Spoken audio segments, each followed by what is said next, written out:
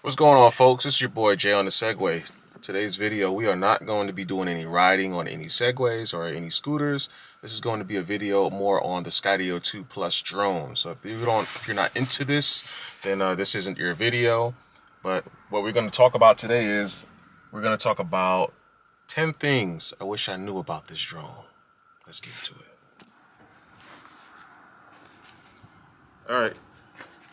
All right, guys.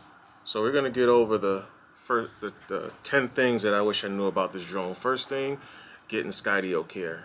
Didn't know how important Skydio Care was until I actually crashed a drone on the first flight. Doing actually it was a video that I was performing, trying to get up here where I'm at right now.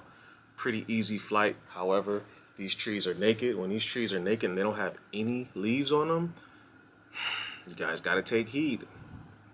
So this thing crashed. I had to deal with Skydio with getting it repaired, and that was also another lengthy process. So I always recommend doing pre-flights before you actually do the performance flight that you want to actually use for the video recording that you want to, like, if you want to post this somewhere, or if you're doing this for a client or something like that. I always recommend doing a pre-flight before you do the actual flight. That way you kind of know where the obstacles are and what the obstacles are. So that's going to be one, Skydio Care. I went over that in a video before this one. Link is in the description below. Second thing is, if you already have a great photography drone, keep it. All right? If you haven't sold it already, you probably want to keep it and keep this one as your little sports autonomous drone, because although this drone does have 4K 60 frames per second on the high end, it doesn't seem as good as quality, you know, as like my Phantom 4 Pro, for example, or like my DJI Mavic, Mavic Air 2S. Those drones seem to take a little bit better pictures, the quality, you know, versus this one. So always keep that in mind also. I would not give up my photography drone unless you just kind of have to. I mean, this thing will do okay, all right? Number three is going to be, when you use this drone, like let's just say you buy the Skydio, right? And you only buy the base kit, which is just going to come with the drone and one battery. That's trash, first of all. Look, I wouldn't wish that kit on nobody, okay? It may work for some people. It wouldn't work for me. And I say that because that's the whole reason for me buying this drone. I want it to be a good autonomous flying drone. If you only use your cell phone, for example, this drone is just, it's very laggy. Your phone will be a controller. A little controller screen will be like an interface, will be on your phone, and you will be able to navigate the drone with your phone screen. But I find it's just not, the experience isn't good, especially when you've flown a drone with an actual controller before, you know, like on an actual controller. So what I did was I bought the sports kit, which come with 3 batteries in total. So you'll get the one that the drone would come with on its own. You get 2 extra batteries, and then you get this little device that you can attach 2 batteries to magnetically. And that one device will charge 2 batteries together at one time, okay? That's a cool thing to have. And you know, when you have this drone, any drone in particular, especially if you've flown drones before, you know what I'm talking about. You always want to have more than one battery. One battery is never enough. I don't care how long you think the flight is. 27 minutes projected flight time. That's optimum conditions, optimum temperatures. That time goes like this, especially if you're using keyframes.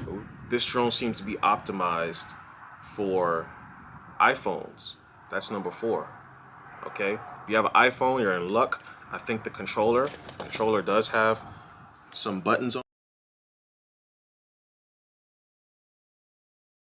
it. You see that? The one of them is going to be the keyframe set, and the other one's like the start and stop record button.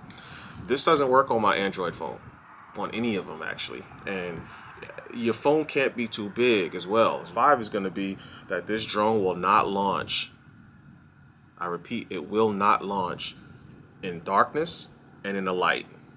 Okay, if you're in a well-lit room, for example, because this drone can fly indoors, if you're in a well-lit room, you'll be able to get it off the ground, and it will actually monitor and scan everything in your, I won't say in your home, let's just say in your indoor setting. It will scan everything in your indoor setting to know where it needs to be at. So don't be too scared to launch it and drop it, you know, to launch it and bring it down.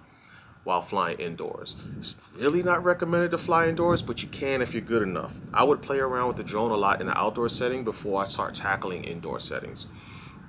Number 6 is going to be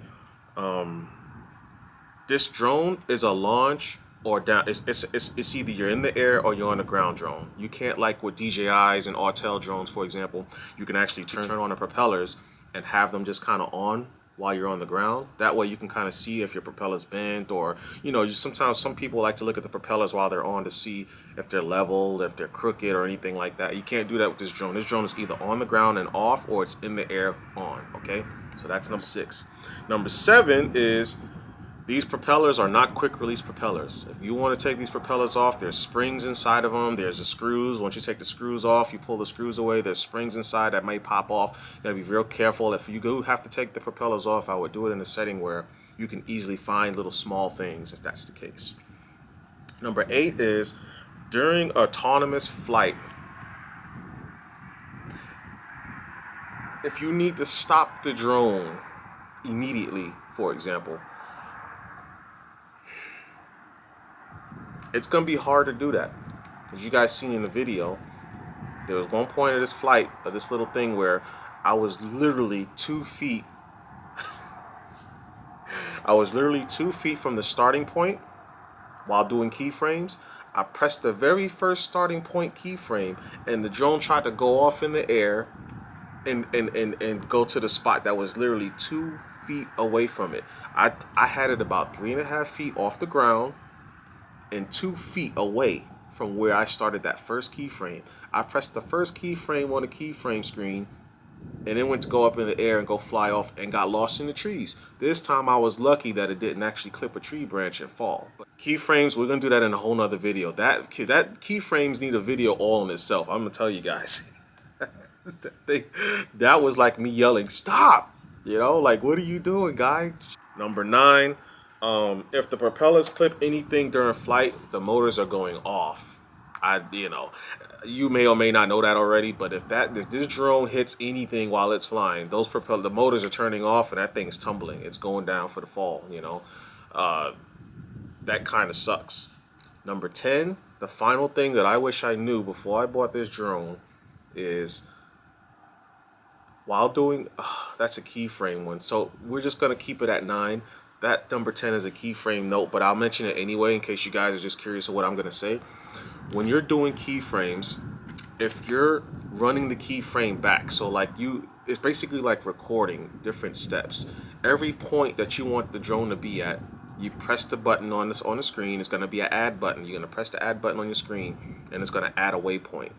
And the keyframes is supposed to be pretty much the most precise flight that you can use on this drone, period. It's the most precise feature. And so, like, I usually would tell people, and I literally just got this drone, but I kind of see what's going on here with this drone and how it flies and stuff like that. With keyframes, if you need to, especially and work in a very tight area, I definitely recommend using keyframes. To have the drone fly on its own in tight areas is asking to use that Skydio Care feature thing, okay? You don't want to be dealing with Skydio Care, because I'm telling you, it's a lengthy process. You're looking at today's days, it's hard to get parts. Things just take a lot longer than it usually did before COVID. Okay, if you don't want to be dealing with that, I'm gonna tell you guys, oh man, you can fly keyframes in tight areas, but it's just risky. That's all. It's just risky. The drone doesn't see moving objects, for example. So if you're going to do an autonomous flight near a road, for example, and a car or a large vehicle, bus, whatever, gets in the path of your keyframes, your drone's getting hit. I promise you. If you're doing keyframes, see, here we go. I have to make another video on keyframes. I don't want to make this video too long, but look, if you like what you saw so far in this video, hit the like button, hit the subscribe button. I'm gonna do a couple more videos on this drone. I'm gonna do a keyframe specific video, so I'm not making my videos too long, like the top 10 things. Well, now the top 9 things that I wish I knew about this drone before I bought it. That way you just kind of know if it's the drone for you.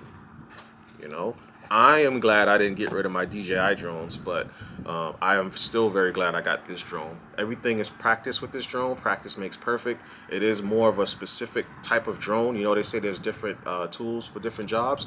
This is a different tool for a different job. So I really don't want to compare this to my DJI drones because it's a different tool. Okay, this is like a specific tool, and DJI drones are like little jack of all trades. It's like a multi-tool versus a specific tool for a specific job type of tool, and that's how I consider this drone, a specific tool for a specific job. So Jay on the Segway. Glad to have you guys watch the video. Hopefully you got something out of it. If you haven't purchased your Skydio drone yet, make sure you get Skydio Care. Okay, you cannot renew Skydio Care, so keep that in mind. I guess that could be number 10. That's something you cannot renew. Once you get it one time, whatever, if you get the 1 year to 2 year, that's all you can get for now. Shout outs to my man James, who helped me out with the whole process of getting this thing fixed.